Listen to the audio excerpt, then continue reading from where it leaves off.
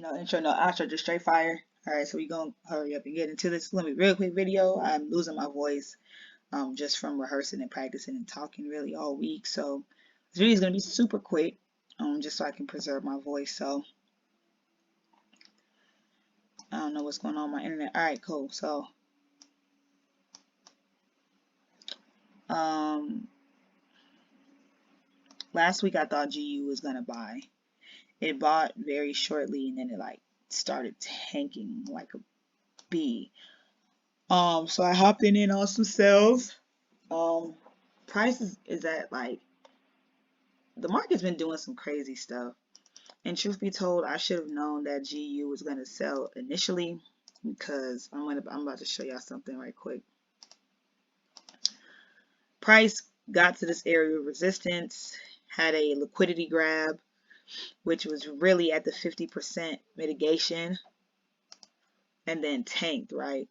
So from jump, I should have had buys to sells. Price came up, mitigated, and then dropped down. Me personally, I think that price is going to continue to come down for sells and mitigate this within this range, to take out sell side liquidities. So my bias for GU next week is high key. It sells. It sells for next week for GU. I want it to at least come down to here. At least. Let me go to my millionaire list. See what I have for my GUs. Yeah, so GUs, I have GUs selling. This is I trade mostly smart money, so this is my smart money charts, and also I have a regulated broker, so I use my broker's trading view. So yeah, so for GU, have it filling in this imbalance, and then taking out the rest of sell side liquidity, which there's a lot of confluence at the negative 27 extension.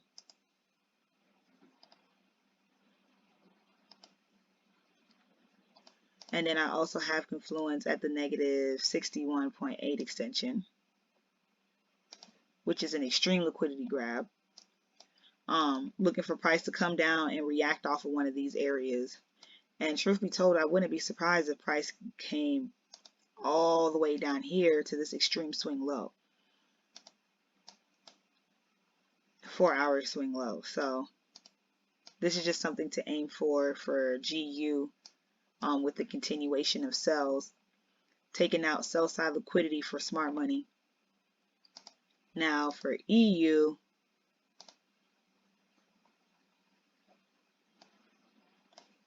EU bought up to this level of resistance, which was also in confluence with the negative 27.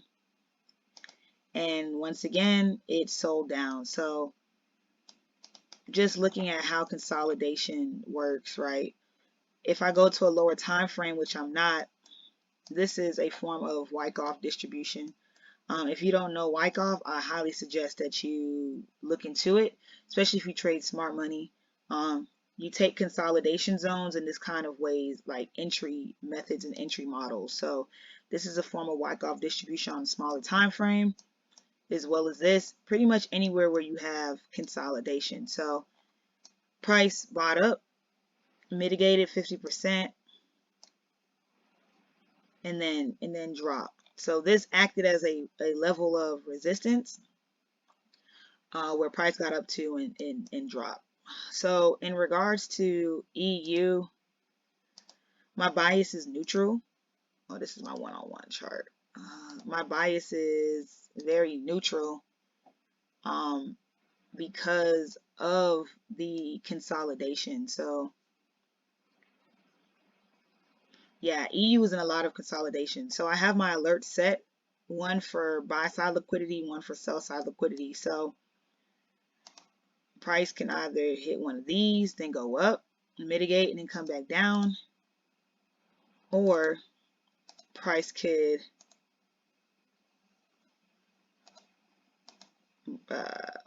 break up, mitigate, and come back down. So my bias for EU is not really strong. I just really have to wait and see what the market does next week. So far, I really just have my eyes on GU for trading GU next week.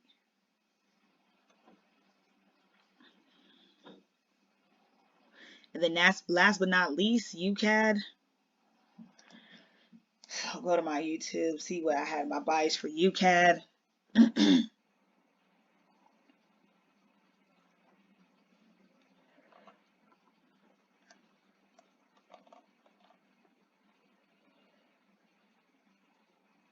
Man, my shit is going slow. All right, boom. So why is this? Did I? All right, so boom. UCAD, I wanted UCAD to sell. Initially, it sold off. I should have pulled the trigger right here at the negative 27 extension. See, let me tell you something with trading. It is good to not be greedy, because when you start doing things for a long haul, you get burnt. I should have pulled the trigger at negative 27 extension. But even then, like, I have price mitigating 50% of this range. So when it did a flip on me, I should have, gotten out right here and then gotten back in on these order blocks down here. If I went down to a lower time frame, could have gotten on some buys and then rolled these buys up to here. Now, in regards to next week, it's an imbalance. I would like to see price come and fill this imbalance and then push higher for buys. So price already mitigated this area. My next target point will be this extreme high where I will want price to get to. So let me look at it on my Millionaire Les. See what it looks like. All right, so for Millionaire Les, yes, have price taken out this sideways liquidity to push higher.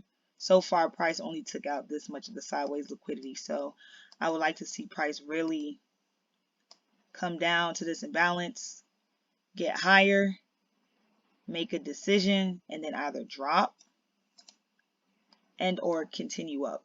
Right, so the 4-hour swing high is this extreme high right here. 1-hour swing high, low is right here. 4-hour swing is right here. So it's just really dependent on what price wants to do.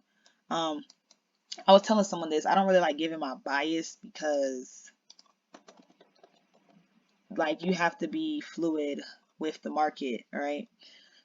Anything can happen, anything can change, really, when it comes up and comes down to. So, yeah. And then in regards to news,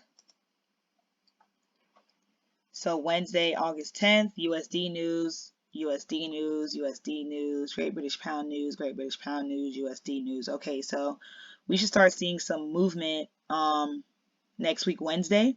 So Monday and Tuesday is going to be clean trading days. These right here is going to affect US news. This is going to affect US news again, GDP. So truth be told, these are going to be some big pushes. Previous forecast, okay, previous forecast. Only thing that I personally will be watching out for the pairs that I trade, truth be told, is CPI. The rest of this I don't really give a damn about, truth be told. And honestly, like I said, like many times before, news don't, I'm not really too bodied by news, because news pushes the market, news just pushes the market to where it's already set to go. So if my bias is bullish, it's just going to push my bullish bias further. If my bias is bearish, faster. If my bias is bearish, it's just going to push my my bearish bias faster, lower, faster to this target faster, So yeah, hopefully that helps.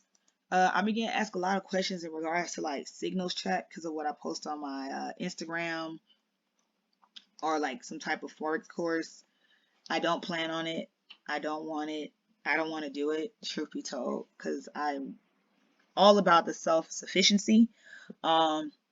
Later on in the future, truth be told, also my YouTube channel is going to be geared towards more educational and not so much me giving my bias and my outlook.